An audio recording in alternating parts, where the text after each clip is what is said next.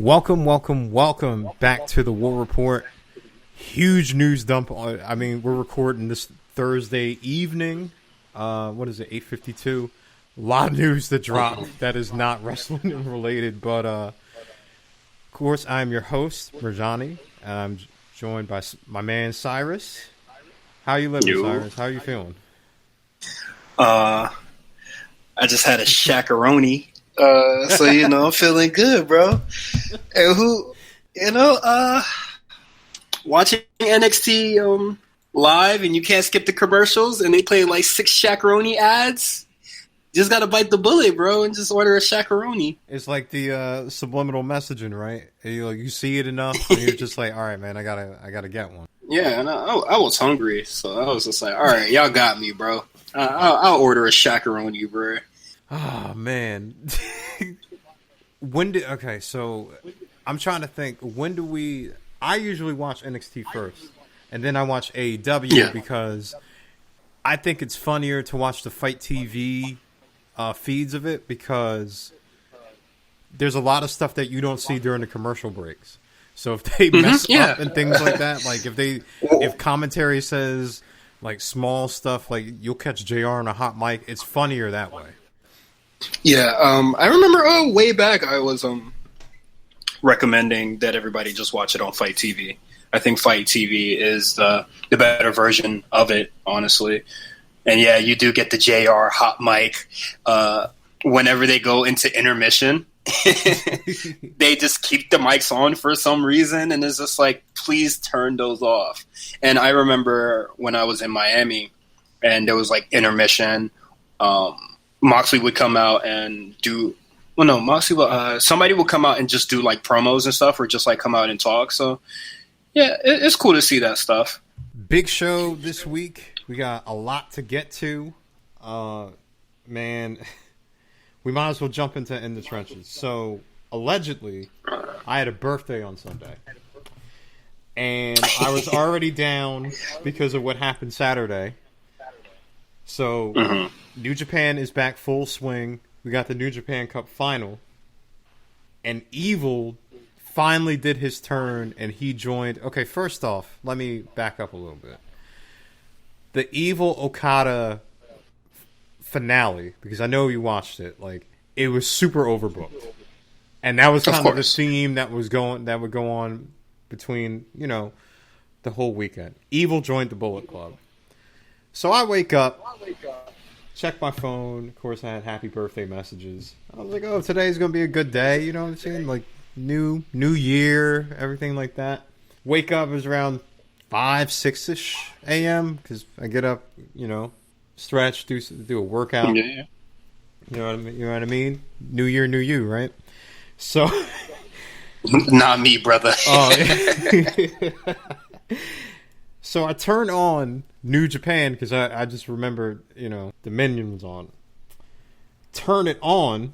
Evil's holding up the Intercontinental and World Championships. And I'm like, what? And Naito, of course, is just laid out. I'm like, oh, no, not again. Maybe I'm, like, sleeping. Maybe I'm just too sleepy. There's got to be some explanation. And then, like, Dick Togo comes back. I'm like, Geto did not do this to Naito again. So I waited till the replay and watched the entire match to make sure, like, my senses were not deceiving me. And damn sure enough, Evil is your new double champ. He actually pulled the trigger on this. And Naito is my favorite wrestler. Yeah, mine too. So I watched it live. And when New Japan announces that they were coming back, I was already not excited for a lot of the matches that they were like putting together. And I was excited to see Evil triumph over Sonata, so we don't get another Sonata and Okada match. And it was really cool to see. And it was really we don't want Sonata. We do not like. I like Sonata, but like I'm gonna agree with people when they say we don't want to see a Sonata and Okada match because a lot of those matches aren't good. They're just not. And I was excited for Evil to come out on top.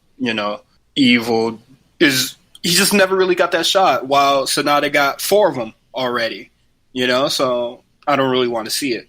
I was really excited, and then I saw the turn, and I was just like, "You're joining Bullet Club," and I was just like, "This is ass. This is ass. This is ass. This is awful." And I know people are trying to make sense of it. Oh, Jay White and Kenta, they're both stuck in America, blah blah blah, this and that. And it's just, I don't care. I don't care. This is it, and there's just nothing that like. What provoked the turn? Like, were there any seeds planted for this? Because for me, if the seeds were planted and then he turned, then like fine. And I know like during the whole COVID period, like that might have gotten lost and like lost at some point and nobody really remembers. But if they planted the seeds for the turn, I would have liked the turn probably like a lot more. It would be like, well, they were teasing it before and now they pulled the trigger. So like, yeah, it's cool. But like, I don't recall them like planting any seeds, so it just seemed like really like sudden and desperate to me. Well, and I would say that they were like throughout the whole New Japan Cup, they were kind of like hinting at Evil, like doing a lot of underhanded stuff. And then there was this whole thing. But like, is LIJ not a heel faction? That's another question that I had too. Is I'm like, isn't Los Ingobernables, aren't they like? Well, they're kind of like the cool guys, like they're the, you know what I mean? Like yeah, it's okay. So ghetto booking, I'm wondering what Naito did to him. I'm wondering if Naito like said something in the back that was wrong, or they just have like this long-standing feud. Because if you remember at Wrestle Kingdom, Naito finally gets his moment. The moment that I still think is 2 years too late, but. Mm-hmm. He has his moment, first double champion ever. Kenta comes and just lays waste to him and does puts his balls on his chest. Like, come on, son. Like, for real. Like, this is. Trust me. When I was up at Wrestle Kingdom, when I saw that shit at Wrestle Kingdom, I was not happy about that. And man, it is jokes for we want to see Naito in the WWE, or let Naito throw in the tracksuit. Honestly, I'm done. I'm done, bro.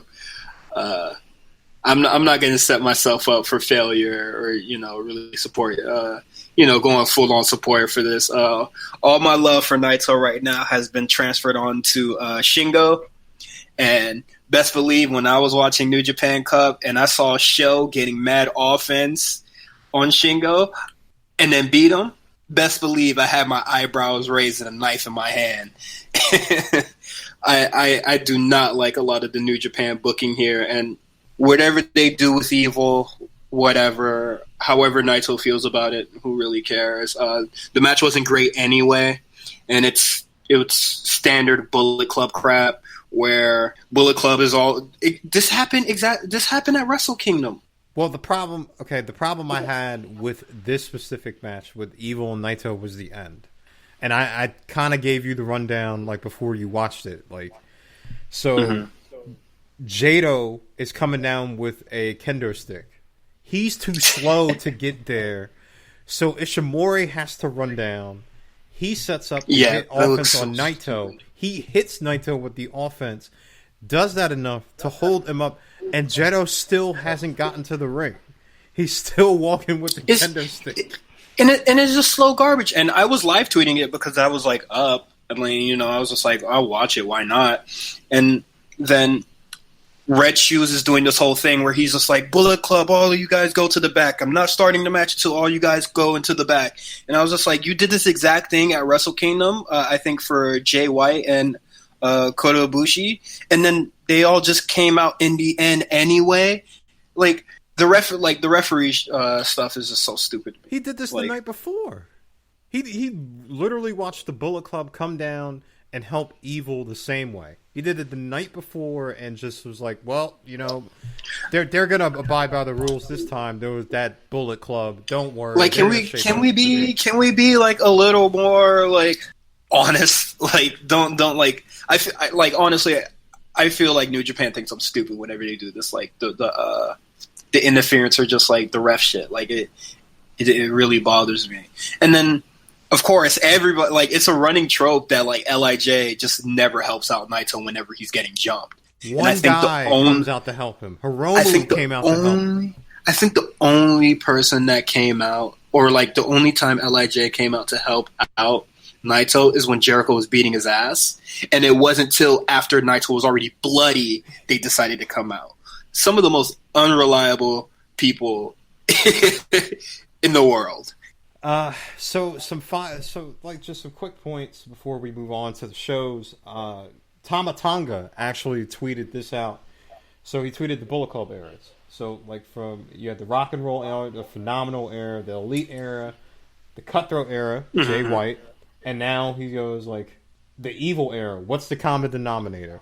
So for right now, Bullet Club is working depleted. So they don't have Jay White, they don't have the Guerrillas of Destiny, they don't have Kenta, Chase Owens either because of travel issues. Now, I did read that Japan is, for special exemptions, they are allowing travel down the road, so maybe they get over there. But one final point that I wanted to ask is, what do you think is going to happen with the Bullet Club here? Are we going to have another war? Is it going to be Jay White versus Evil? Because now Evil is the presumptive leader of the Bullet Club again. Well, not again. This is the first, but I'm just saying, like, it seems like we're headed for yet another war. Evil definitely has, he has to be the leader because he clearly has leverage over the two people, Kenta and Jay White. So whatever civil war we get, one, we're doing this again, don't care. Two, if Jay White is going to have Kenta and the Samoan dudes on his side, I really don't care because those guys are like the epitome of jobbers.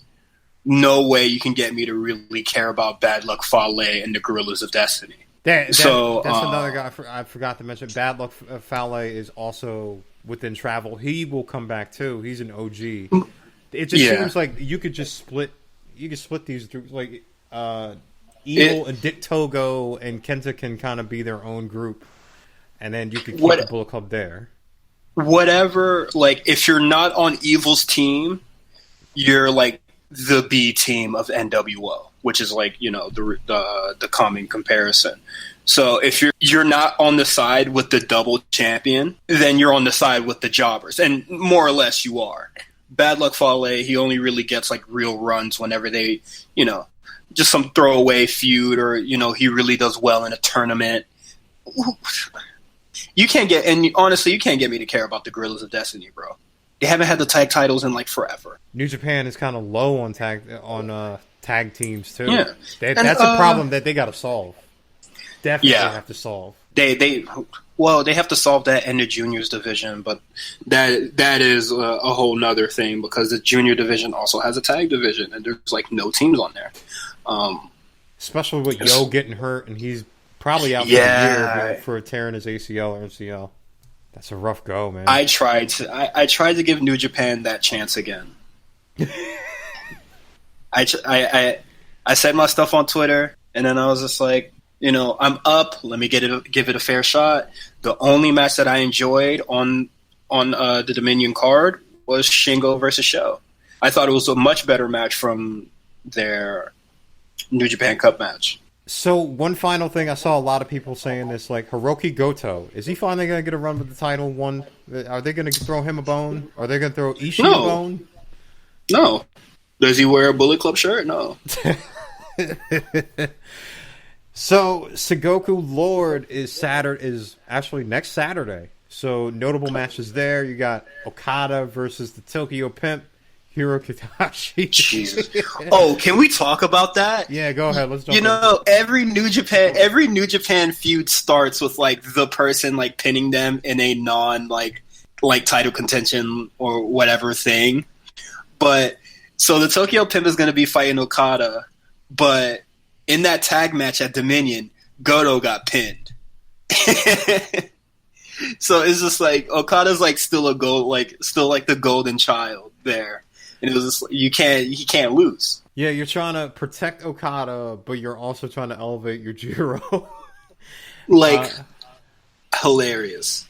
Ah, man. And you also got another notable match. You got Shingo versus El Desperado, which I think is going to be pretty good. And of Yeah, should be course, great.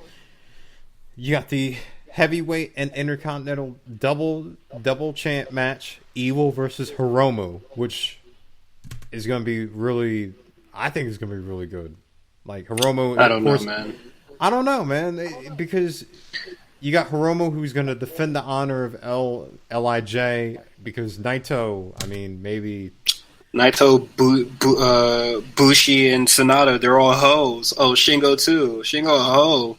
Are they gonna help? Are they gonna help him out once Bullet Club comes out, and then the whole match goes into garbage? Like, well, they're going to be there because they have a 6-man tag match against Sho, Yoshihashi, and Goto. Bushi, Sonata, Jesus and Christ, Naito. So, poor Naito, man. It's just, no longer my goat, bro. it's not his fault. Listen, they had. It's not. It's not. But What, hey, man, Naito's he fault? gonna have to do something about it. What, do you want him to, like, yoke up Yes, Ghetto in the back? yes. I need violence. You want him to go full Brock Lesnar in the back and throw the title again? Yes, I need justice. I think it's bad because Naito's, I guess his best days in the ring are kind of behind him, especially with his knees and everything. And we've been pushing for so long for him to get a run, and now he got one title for defense this time, and now he's just kinda like again. Yeah, again, and it's just like, all right, man, like Naito being broken down when he had like all this downtime, it does make me really sad as well. But I've seen Naito can still put on good matches even though he is slow. I'm hoping that New Japan kind of gets it together here, and we could heat people up because they're gonna need it going into, I guess, The rest of the year. the rest of the year. I think they have Summer Struggle starting on the 27th, taking them all the way to August 16th. I'm not sure what's going on with the G1. Maybe they run that in the fall, hopefully. And you know what? Damn good to see some crowds back in wrestling. It was good to see people there for once. All right. Our last In the Trenches thing. Let's talk a little bit about the 4 Horsemen Woman anniversary. Of course, because, they started in NXT, and that's when I really got into NXT. Of course, we talk about Bayley, Sasha, Charlotte, and Becky. So, how do you, on this anniversary, and basically, watching these 4 women grow into the superstars that they are now, how do you feel basically seeing everything in this scope? I'm in awe. Yeah, I would say that I'm in awe for Becky just soaring into new heights, because I remember just before SmackDown did the brand split, I was just like, man, they ain't really doing much with Becky. Bayley was out for a little bit in NXT, and when she finally got the call up, everybody says that they didn't book her right, but she got mad title reigns while she was a face, and I think the only time they really messed up was with the Alexa Bliss thing. But if you remember that feud, man, Alexa was beating that ass on the mic week to week. Man, didn't they just tweet the match out where she got beat up with Bayley got beat up with the kendo stick? Yeah, man, Alexa Bliss was vicious in there, bro. But it's amazing to see the growth. I remember somebody recommending me that I watch Sasha Bayley at Brooklyn, and ever since then, I was back in. Bro, I mean, Sasha and Bayley, the Iron Man or the Iron Woman match, amazing. That match hard. That's one of my favorite matches of all time, I think. That Charlotte's first reign where she beat Natalya, and then to see what she's become, and Becky, everybody thought that Becky was going to be the odd person out, and now she's probably one of the best wrestlers. She had one of the best runs in history. So this is just lightning in a bottle that you have all these 4 wrestlers, and the fact that it's just kind of like the golden age of all of them hitting at the same time. Like, arguably, Bayley and Sasha are on their best main roster run right now. And you can argue that they're in contention for basically like co-wrestlers of the year, right? It's Charlotte taking some time off, some well-deserved time off, I'll say. Like, Becky going to be a mom, she'll be missed, but like, I'll kind of end this with a question. Do you think that we will ever see this again? Like, do you think that there will be 4 female wrestlers that can make that impact, like, you know, Bayley, Sasha, Charlotte, and Becky? Ooh. Honestly, I can't even think who they can possibly like bring in, or who's in NXT that can even recapture that kind of, you know, energy. You know, I'm gonna say no. Honestly, no. I think this is just kind of a once in a lifetime thing. Yeah, I don't think that you could do it again. Like possibly not in this decade. Like, I'll say that at least. But damn, no way, bro. Because I'm thinking off the top of my head, like, even in NXT now, like, I love Io, I love Dakota, I love Tegan. I just, you know, like, even like the Biancas, the Ruby Riots, I just, it's hard. Yeah. You can't really compare the four horsewoman with anybody, because it's just like from the minute, you know, Charlotte, Becky, and Sasha debuted on Raw that night, you knew everything was going to change. Like, when they came out and they beat the Bella Twins, like, it was just like, like, something is different. Like, everything is about to change. And even when Bayley kind of held her own with those Asuka matches, I was like, all right, we're dealing with different wrestlers here. They're about to change the paradigm of women's wrestling. That and Charlotte's like first title reign on the main roster, like, that was a real moment to see. Insane. It's just like, it ain't happening again, man. Like, I realistically can't think of like anybody that can really capture that energy again, or how would that be presented again, you know? Because I think Charlotte would put somebody on like she did for Io, Mia Yim, Chelsea Green. So like, we will always see like a nice passing of the torch. Like, we're gonna definitely see like some sort of like passing of the torch from the 4 horsewomen. So it won't be like women's wrestling is kind of like, I don't want to say at its lowest, because that just seems very disrespectful to the Bella Twins and stuff like that. But just like at the period of time that they were in. So I think the 4 horsewomen are going to always make sure that wrestling, like women's wrestling, is kind of like in a sort of like a really good spot. So like, we won't really have a resurgence. So like, it'll only get better. Like, there's not going to be like a dip in quality, so it's all up from here. Yeah, like, even I think I think it makes totally sense, because I think Becky, for lack of a better word, she's gonna be part-time. I think she's gonna be a big part-time wrestler. Charlotte's even kind of hinting at that, like, she's gonna be more, like, she's looking a little bit more outside of wrestling. Bayley and Sasha are on full-time. They're with this big storyline.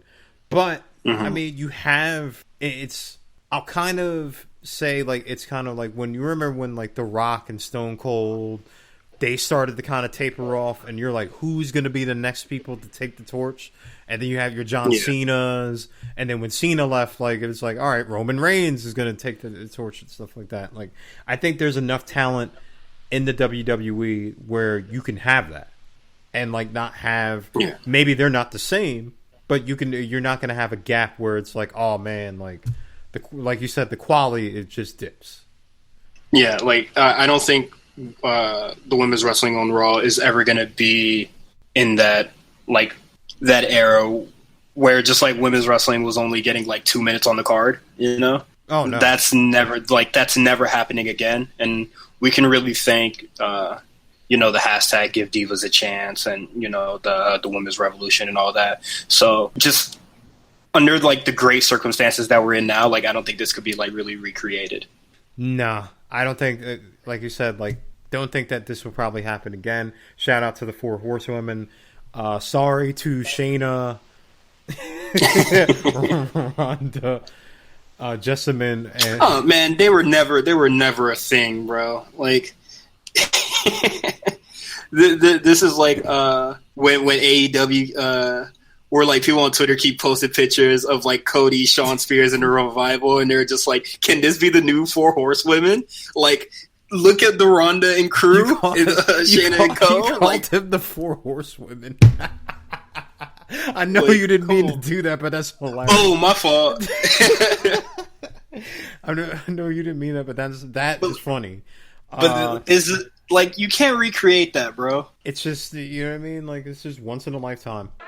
You are the one individual that has tested my limits like no one else has. And so, with that in mind, I figured the best way to represent these championships is by the thing I love, and that's competition. Perhaps the first challenger for these championships should be Dominik Dijakovic. Let's move on to the shows. Let's talk about NXT. How about Indy Hartwell getting her first win? Now, she got it over Shotzi. Yeah, I thought that was cool. Are you high on Indy? Yeah, I'm high on Indy. I think that match that she had with Tegan, that was a little weird, like a few months back. Like, I was really excited to see her, and I was just like, ooh, this match is kind of nasty, bro. But this was at the period of time where, like, Tegan was just, like, around.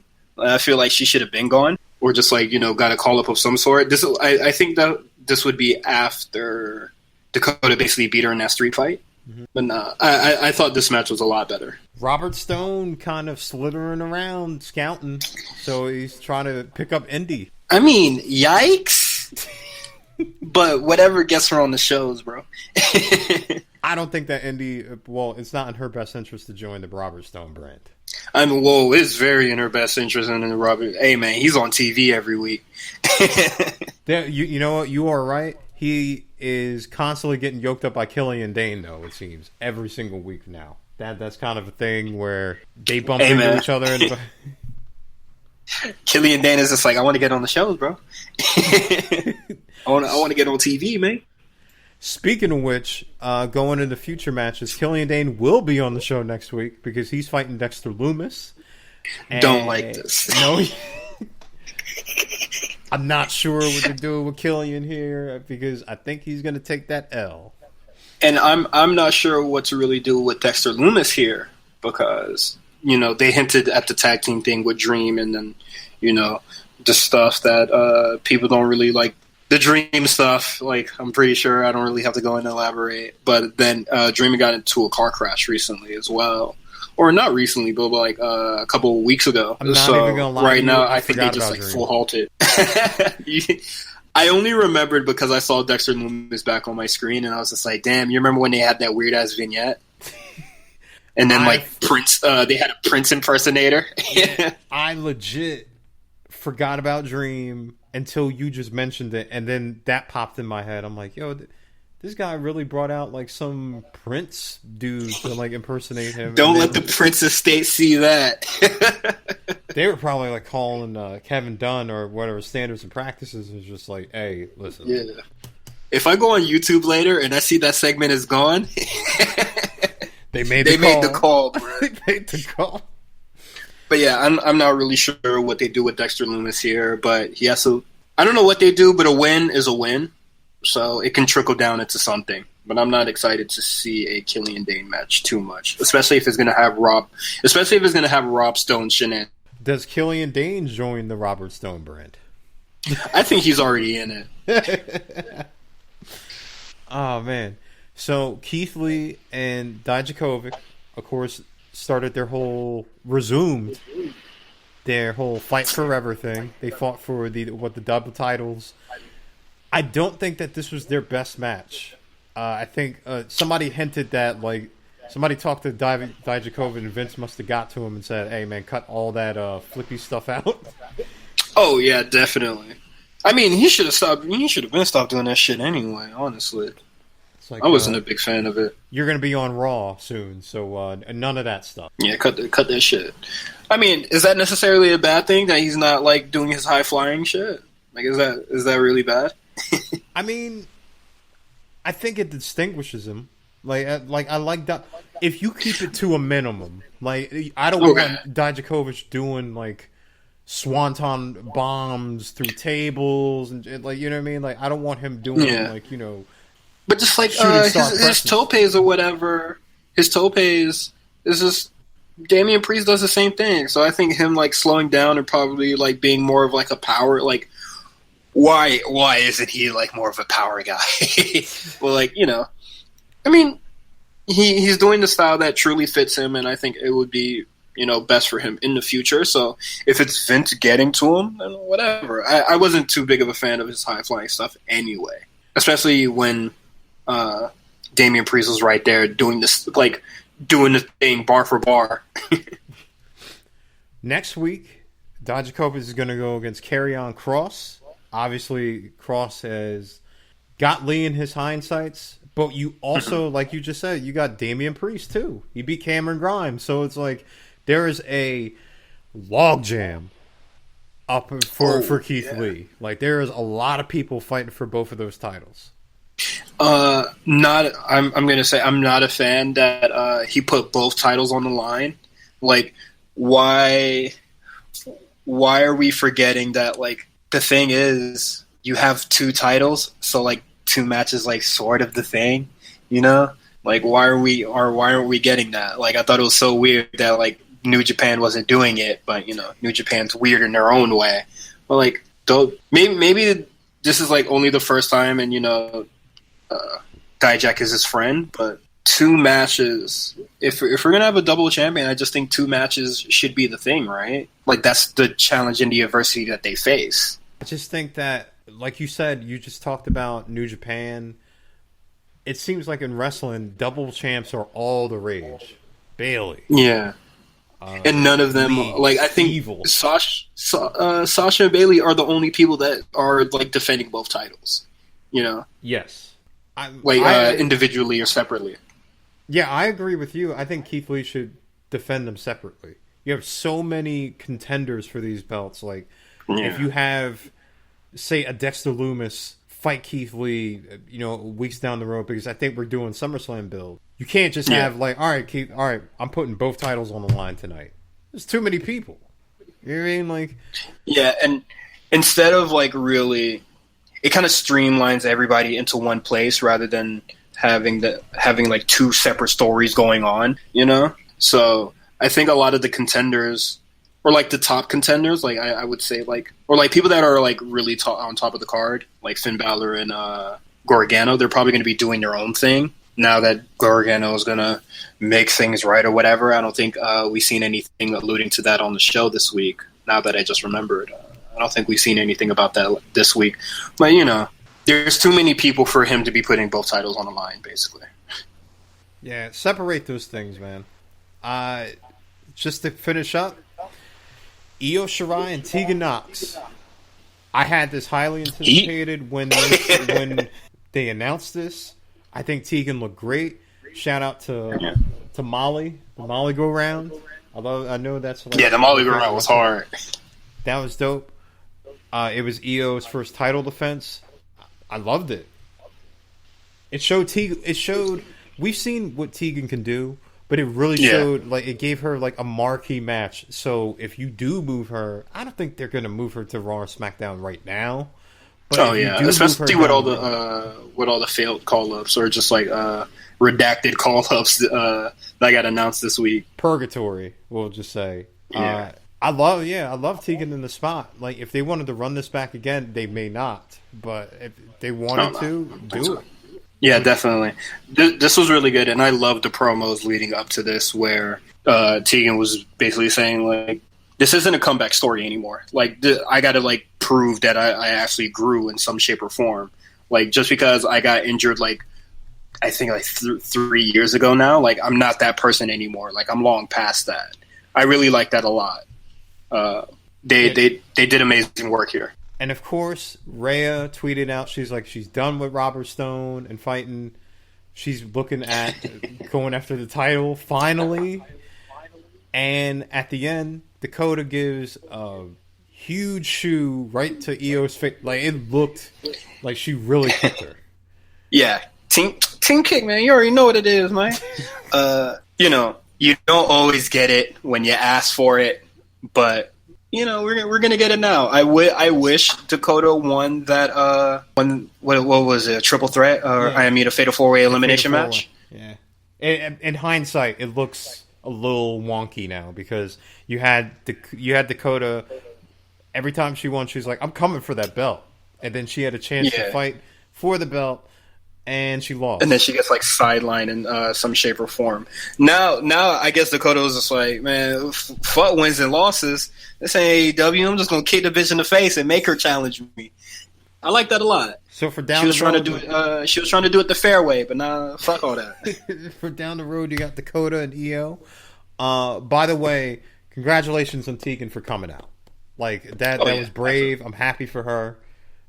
I wish she wasn't at Disney, but shout outs to her for coming out and, you know, sharing her story. And she said that Sonya Deville gave her the confidence to really come out, so that's really cool as well. All of them supporting each other. Big fan of Sonya Deville on the show too. So and I will say Tegan did have, and you know her partner, they did have masks on, at least at Disney. Yeah, but being at Disney still an issue to me. I'm sorry. Nah, well, Disney should be open, but that's a whole other thing that. Yeah, that's a whole different discussion. Like, just because you have a mask on doesn't change that you're in a space, like in a highly populated space. You know. All right. Now, since it is official that I am the manager of Nyla Rose, I have a special message for the women's locker room. From this moment on, ladies, I am begging you to stop lying to yourselves of how great you are. As every week, we got to get to AEW. Fight for the Fallen happened. Oh, yikes. So, all right, okay, let me... Can we stop putting Jericho on commentary? Can, that stop? It makes the shows a lot harder to watch. I want to find out where he gets these damn suits. Where does he... Who's his tailor, man? Just this flower suit. He looks... No swag, man. No sauce. Swagless. Old. Fight for the Fallen happened. We'll run through it really quick. How did we think Sunny Kiss did? Really, really great. I like that match a lot. I didn't really appreciate or really care for a lot of the storytelling that Cody was presenting us with. He's foreshadowing a heel turn, especially when it happened. Especially the fact that it happens to somebody else literally later on the show. They do it twice in one episode. Don't really care for it, but Sunny Kiss showed out, and I really like that a lot. I'm glad that they finally gave Sunny Kiss a platform to do that, because you could see what he can really do. Other than being in these tag matches, that was nice. Like you kind of alluded to, Cody is. I wouldn't say that he's been trying to do it every single week. There's been small things, but Arn Anderson was not happy with Cody. And somebody looked really interested, Tully Blanchard, because they kept doing camera cuts every 5 seconds. After Cody did some heelish stuff, they would cut to Tully Blanchard, and I was just oh, okay, stop that. 4 Horsemen. Oh yeah, this is definitely how we're gonna get our little 4 Horsemen. Yeah, I don't find if I think that Cody personally is a better heel. I think that he works better as a heel.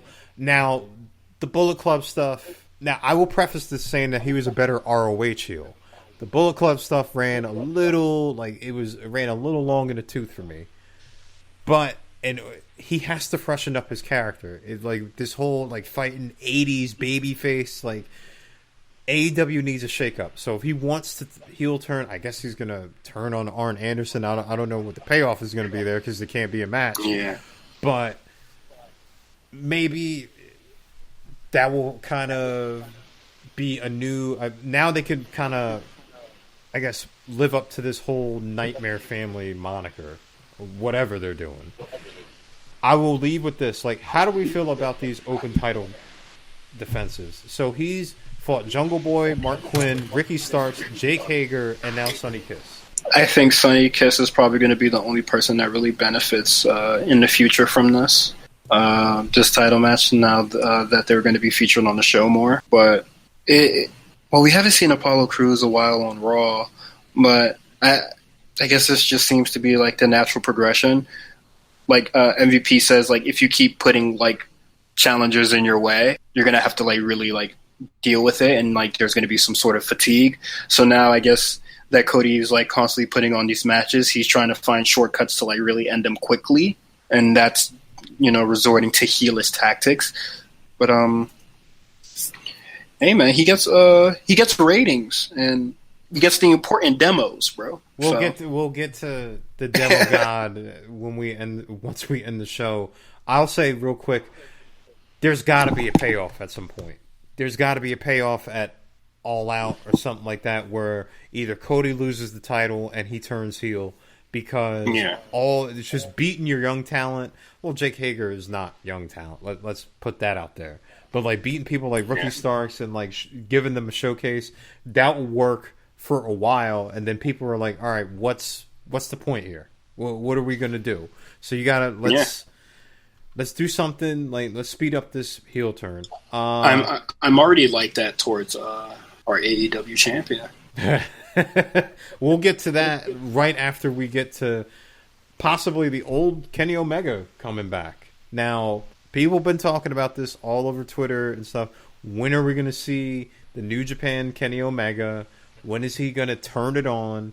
Somebody on Reddit actually did a graphic comparing the 2018 Kenny Omega to the AEW version of Kenny Omega.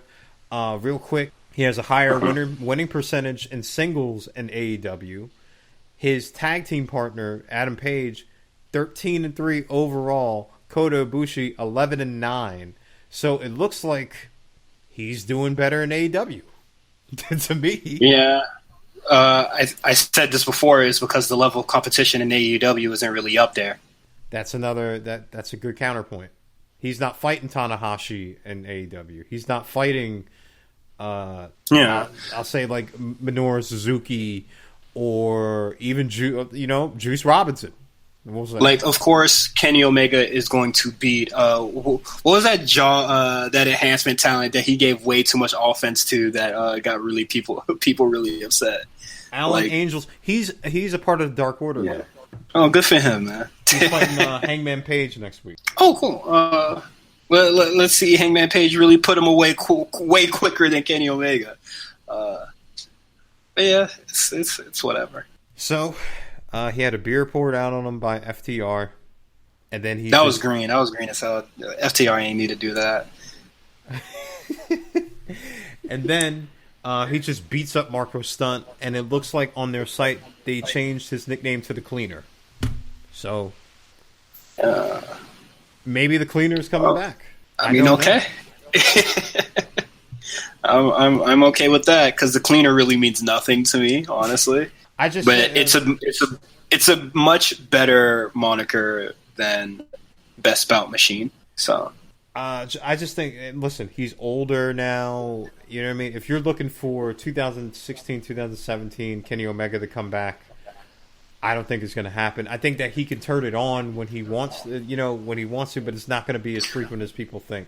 And like you said, to echo your point, the AEW talent, while there are some good talent there, it's not like New Japan's talent. Let's be honest. Let's go ahead and just put that up. Brian Cage and Moxley. I know you wanted to talk about this. This is why I highlighted this when I wrote on the rundown sheet. That ending. Moxley sucks. Okay, I knew you weren't going to like the match. I think that Brian Cage, listen, the dude is, for him being as big, I've said this before, he's really athletic. Moxley, this is his first match in however. So he puts him in an arm bar because the story is because Brian Cage, had biceps surgery. Taz throws in the towel. I immediately scratched my head for this, and Taz tried to tweet out like an explanation. He's like, if this was your fighter, wouldn't you do the same thing? And like if you have to go on Twitter, explain it. So I'm thinking here, okay. We mentioned last week he's got the FTW belt, so like this whole championship thing is kind of a moot point because it's like, all right, you already have a belt, so we already knew that like Brian Cage was gonna lose. So Taz throwing in the towel, yes, you could be like, all right, he's protecting his fighter, but if you want Brian Cage to kind of like be this big badass, you had to throw in the towel for him. And not to forget, Cody had a towel like finish as well. It's like the AEW loves towel finishes. It's one of the most 80s things ever, and I don't give a shit about the 80s. I mean, okay.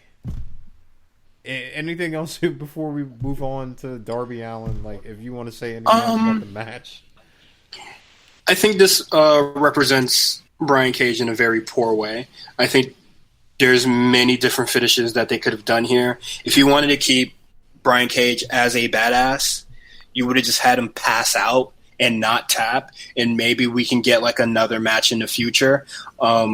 They just gave him the FTW title, and now it's in AEW's canon because he defended it on Dark this week. Now your FTW champion looks like a hoe.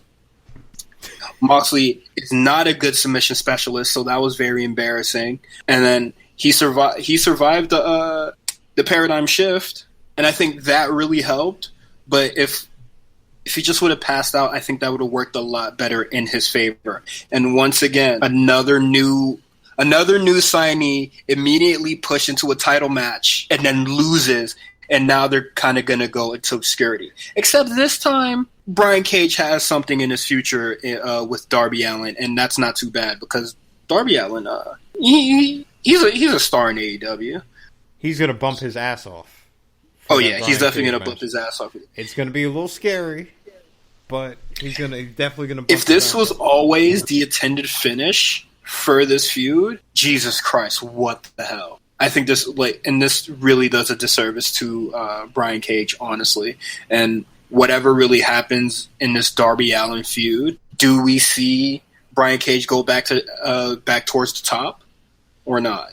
See, you hinted at that in your comments, is that they signed a lot of talent and they just kind of don't know what to do with them. I think that they're going to do Darby Allin versus Brian Cage, obviously, but it seems like they were hinting at Darby Allin versus Moxley at the same, like, just to kind of go back to your point, like, you just threw away another guy.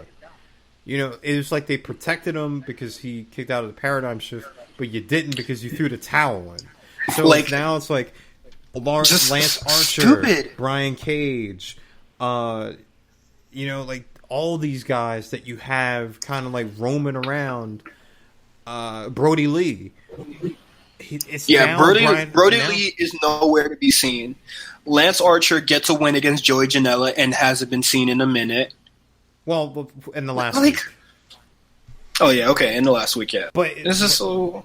Too many guys are hovering around, Why? like too many signees that you have that you can't do anything with them because what are you going to start doing? Like fighting for the FTW championship? That's going to be your third champion? Yeah, is your third champion going to be this loser that had to get the towel thrown in? And then if wins, going back to wins and losses, like it's only really applied to whenever they want like some BS feud to happen. Like we see that with the women's division. Like Brian Cage is defending his championship against this person that has 0 wins and 1 loss, and he's I think flying Brian Pillman. Brian Pillman Jr. on Dark. What are we doing here? I don't know. Like I know. And also, with Moxley being gone and possibly like having, well, not even possibly, he has to be quarantined. So it's just like you kind of want to get that belt off of him so he can do that safely without sacrificing, your main event scene. Well, he's back now. Like he's out. It's just, what is your program? It still runs a risk. It's still a risk, But like, what is your program going to be going into All Out? Are you finally going to put the chips in with Darby Allin here and then like have him going against Moxley and then drop the belt that way? Or he's just going to bring in people for Moxley just to kind of demolish? You know what I mean? Like, it was great when he won it, and now the pandemic and everything kind of ruined plans, but at the same time, like, now this is yet another guy that you bring in. You're running out of guys to bring in. You know what I mean? Yeah, and you haven't really built anybody up because they either jobbed out to they either did the job for Cody or they're doing the job for the Elite in tag competitions. NWA is not going anywhere. Billy Corgan basically put the kibosh on that, so Nick Aldis will be staying put. But like, you're running. People are just like, I can't wait to see Nick Aldis in AEW, and it's just like, we already have this character already in AEW. He would be doing a disservice to himself if he went to AEW. Like, he would just... Yeah, because Cody would be right there. Like, it's just... That didn't make any sense. But, like, NWA is not going anywhere. So, you're running out of people unless you want to get one of these guys that the WWE recently released. But at the same time, Cody said, like, this isn't, like, a safe haven for... you know, all these WWE released talent. So you would be contradicting yourself. But then again, they are signing a lot of these guys. If Impact doesn't do it on Saturday. Yeah, and we already saw that they had somebody that was a former NXT or a former WWE employee show up on Dark this week. Not Dark. In the match with Brandy Rhodes in the alley. Okay, well, that was a good... segue to round out AEW before we get into our new segment, Last Rites. Let's talk about, real quick, run down the women's division. You had the Nightmare Sisters, Allie and Brandy fighting the tag match. Brandy was really rusty, but she said on Twitter that she's 4-0. So get ready for that. I've already told you. Get ready for that to happen. You know what I'm talking about. People have been alluding to Brandy getting the books back, and honestly, I'm fine with it. Mr. Cleaner wasn't really doing nothing with it, so I mean, we've been talking about it for the past couple weeks now, how there's a lack in the women's division, and you know, they're running low on women. By count, they are down 10 women, other than travel issues or injuries. That's a lot. It's to the point where Hikaru Shida, like, they did a promo where they're like, are you ready for Nyla? And she's like, yes, but she's basically doing an open challenge. So they're doing away with the rankings because I think 4 out of the 5 in the rankings are not there. They can't challenge for her. So now they're doing Abaddon is one I guess she's hovering around. She could be that person. Ivelisse, like, I don't know, man. Like, Tessa's out there. AEW, the best women's division. I keep reading. They don't have anybody. Yeah, man. So how are you gonna even like? So, I think next week, Ivelisse and Diamante are fighting each other, and it's funny because I saw them whispering in the crowd. I thought they were going to be a tag team, okay, I think you're right. It'd either be a tag team. I saw like the poster for them, and it looked like Melina and Katana. Like, you know what I mean? Like, but they had the mask. Well, Diamante, she does the Florida cosplay wrestling, so that's most likely why she's going to be doing the Mortal Kombat thing. Now there is a little beef between AEW and NXT concerning them and Mia Yim. Mm-hmm. I'll be interested to see. Now we got a real Wednesday night war.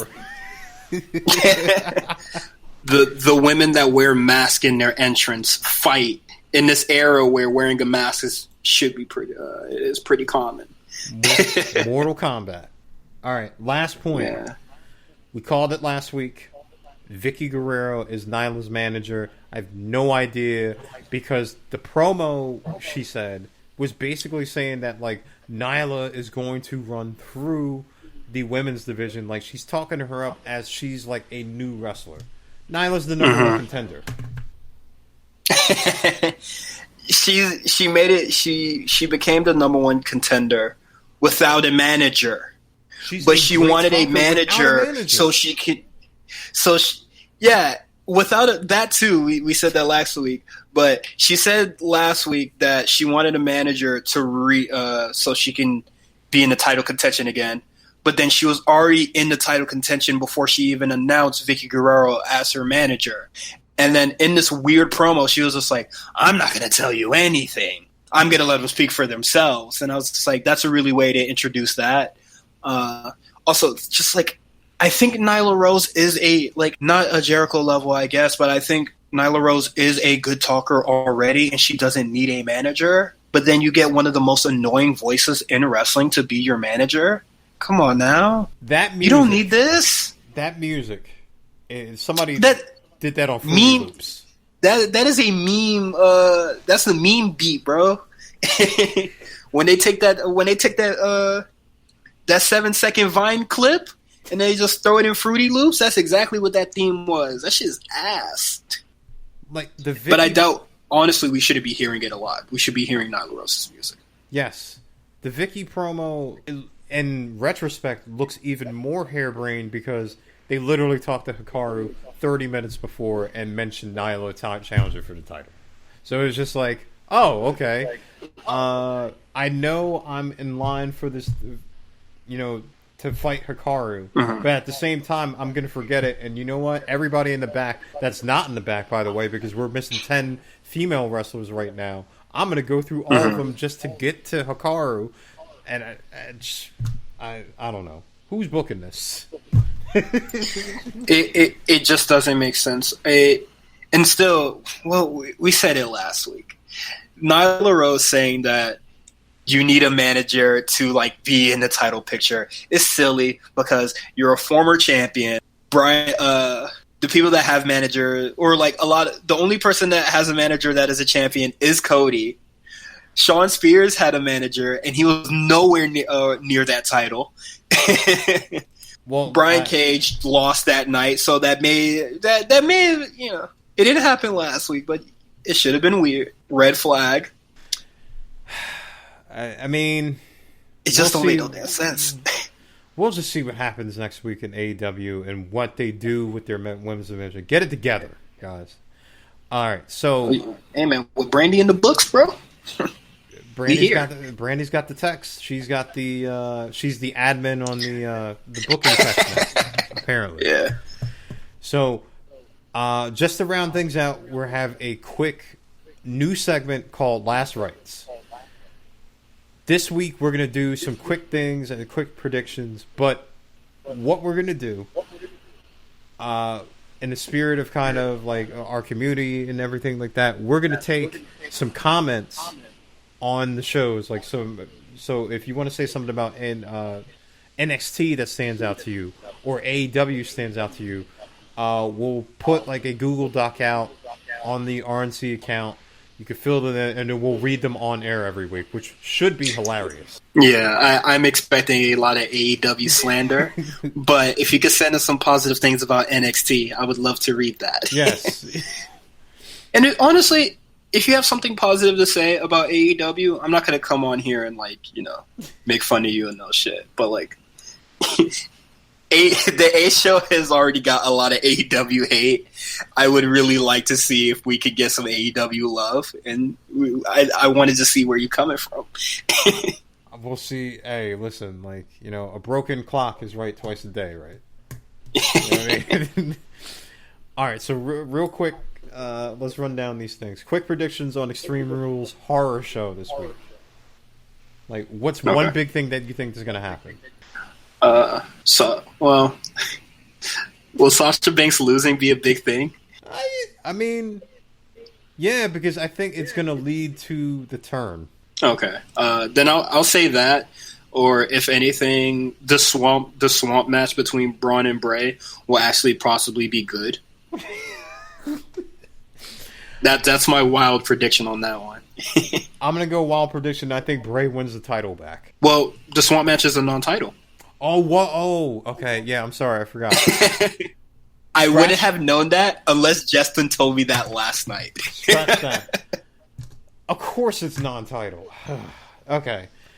I'm going to also go with Sasha losing and then the dissolution between her and Bayley. You know what? I'm going to go the other way. I think we're going to go two-man power trip here. And I think Sasha's going to win the title. Yep. I'm going to go... we're going to get insanity, brother. I love insanity. Hey, listen, we're in quarantine right now. We're practically crazy anyway, right? So I think that we're gonna get a double title. We're gonna get Sasha, Bayley, all the belts, and then they're gonna lose them again. Next topic. Chris Jericho now calls himself the Demo God, and he came out with a new shirt that looks like a evangelical pastor.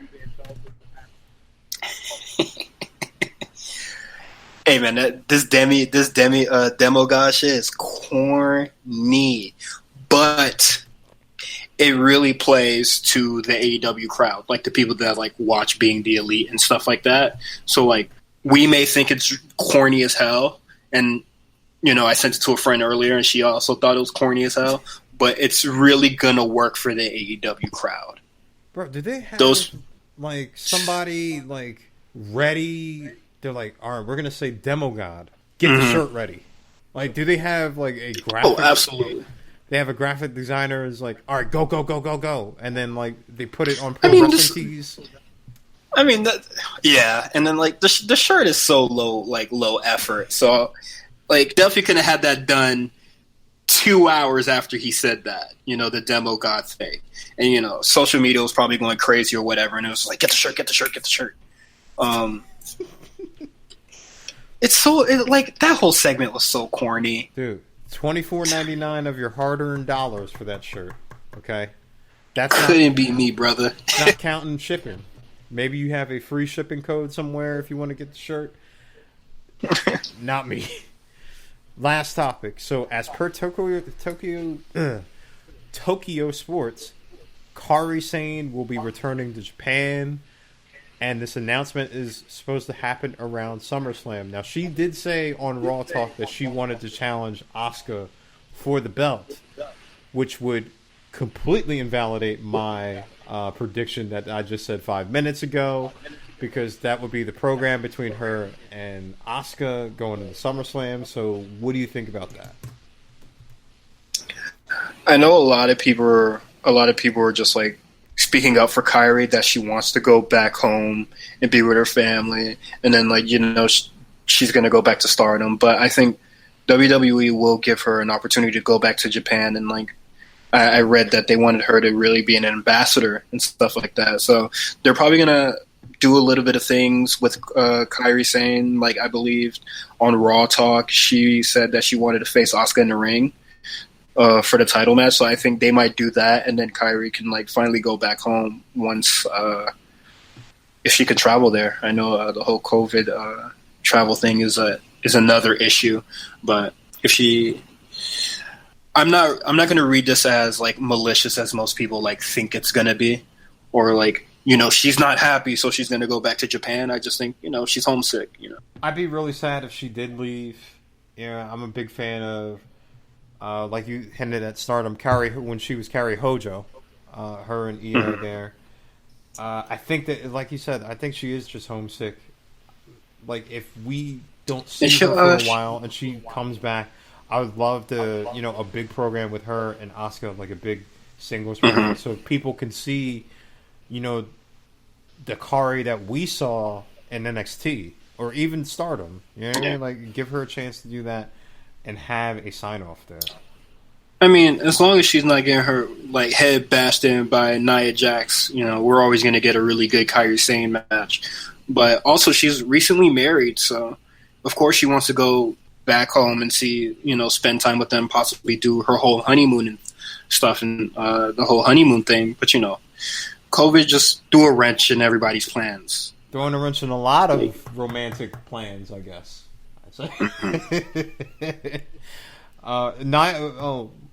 Nia Jax, haven't seen her in a while. Have not seen Nia. Hey man, I don't even be watching Raw like that. So it's like she never came back. All right, everybody. Thank you for joining us this week and every single Friday. As always, you could follow us at RNC Radio Live on Twitter, Instagram. Subscribe to us wherever you listen to podcasts. We will be back to talk everything NXT, AEW, and whatever crazy stuff happens on, I guess, Slammiversary. Whoever's going to show up there, right? I'm not. I'm gonna let you tell me, or let Twitter tell me. I'm not watching Slammiversary. I'll tell you. I don't know. Okay, disclaimer. Don't think I'm gonna watch it as a whole, but I will be TDE wrestling. Tweet those. Oh, you already know. Hook us up so we could just kind of get the cliff notes there. So for myself and Cyrus, everybody be safe, wear a mask. Stay socially distanced, and we'll see you next week.